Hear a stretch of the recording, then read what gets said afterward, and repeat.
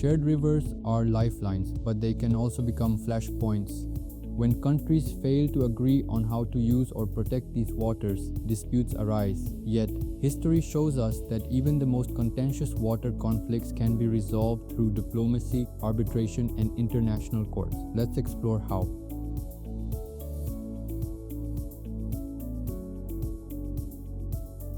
Water disputes often stem from competing demands: agriculture versus hydropower, upstream versus downstream needs. Add to this the complexities of sovereignty, climate change, and population growth, and the stakes become even higher.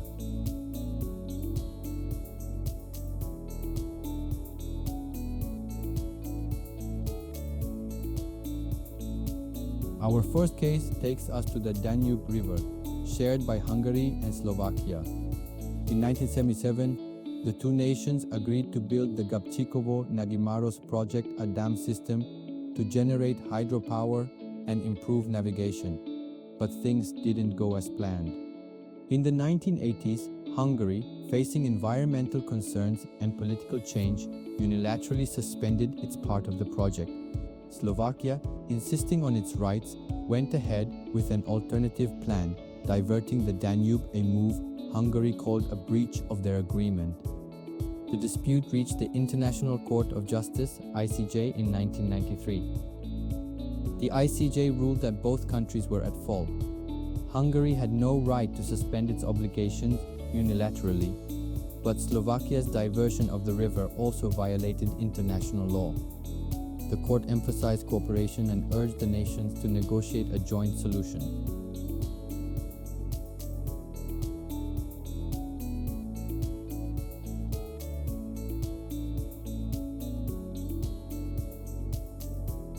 The Indus Waters Treaty between India and Pakistan is often celebrated as a model of water sharing. But even this agreement hasn't been immune to disputes. One notable case involved India's Kishanganga hydroelectric project on the Jhelum River.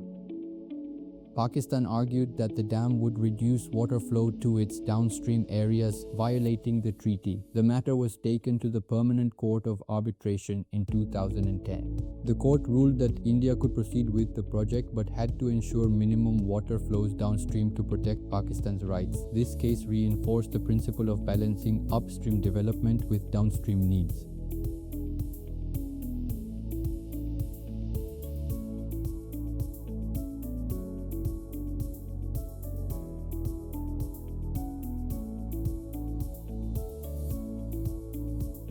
International arbitration and mediation play critical roles in resolving water disputes.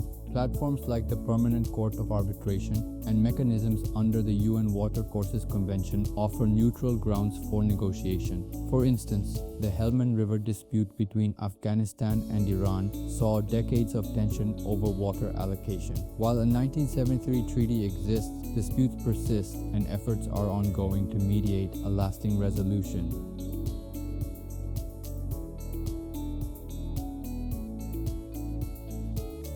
New tools like satellite monitoring and AI-driven models are transforming how disputes are resolved.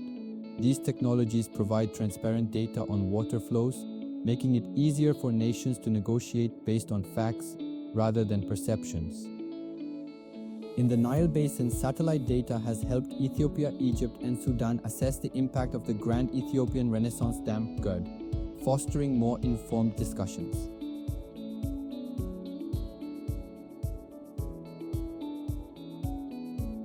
These cases teach us that water disputes, while complex, are not insurmountable. The keys to resolution are clear.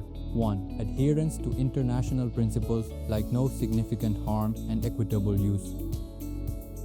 2. Transparent data sharing to build trust. 3. Willingness to negotiate in good faith.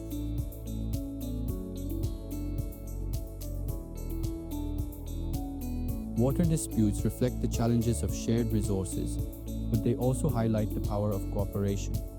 Through diplomacy, arbitration, and emerging technologies, nations can turn water from a source of tension into a bridge for peace.